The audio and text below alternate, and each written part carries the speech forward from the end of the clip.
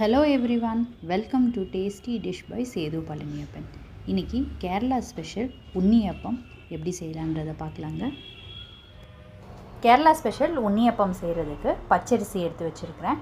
இதை 2 தடவை நல்லா கழுவிட்டு தண்ணி ஊற்றி 2 மணி நேரத்துக்கு ஊற வச்சு எடுத்துக்கலாங்க. அரிசி நல்லா ஊறட்டும். அடுத்து வெல்லம் கரைச்சி எடுத்துக்கலாம். ஒரு சாஸ் பேனில் எடுத்து வச்சுருக்கிற வெல்லத்தை சேர்த்துக்கிறேன். 1/2 டம்ளர் தண்ணி சேர்த்துக்கிறேங்க. அரிசி 2 மணி நேரத்துக்கு நல்லா ஊறிடுச்சு. அரிசி எல்லாத்தையும் சேர்த்துக்கிட்டாச்சு. இப்போ இதில் கொஞ்சோண்டு ஜீரகம் சேர்த்துக்கிறேன், 3 ஏலக்காய், ஒரு பிஞ்ச் உப்பு, வெல்லம் கரைச்சி வச்சுருக்கிறத இதில் சேர்த்துக்கிறேங்க. கொஞ்சம் கொஞ்சமாக சேர்த்துக்கிட்டு அரைச்சிக்கலாம். இந்த மாதிரி அரைச்சி எடுத்துக்கிட்டாச்சு. இப்போ இதில் 2 வாழைப்பழம் சேர்த்துக்கிறேங்க. இதை கிரைண்ட் பண்ணி எடுத்துக்கலாம்.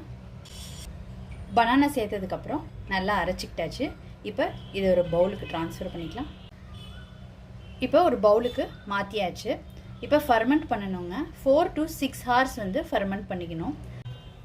மாவு புளிக்க வச்சு 4 மணி நேரம் ஆயிடுச்சு. இப்போ அப்பம் செய்கிறதுக்கு மாவு ரெடியாக இருக்குது. இப்போ கொஞ்சம் திக்காக இருக்குங்க. தண்ணி விட்டு அட்ஜஸ்ட் பண்ணிக்கலாம்.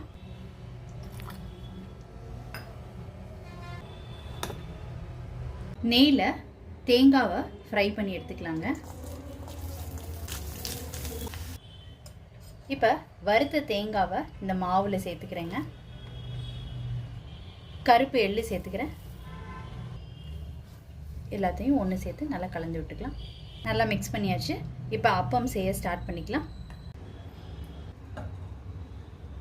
இப்போ அப்பம் ஊற்றிக்கலாங்க.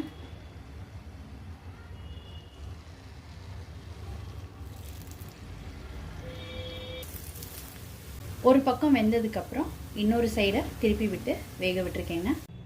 கேரளா ஸ்பெஷல் உண்ணியப்பம் ரொம்ப சூப்பராக ரெடி ஆயிடுச்சுங்க.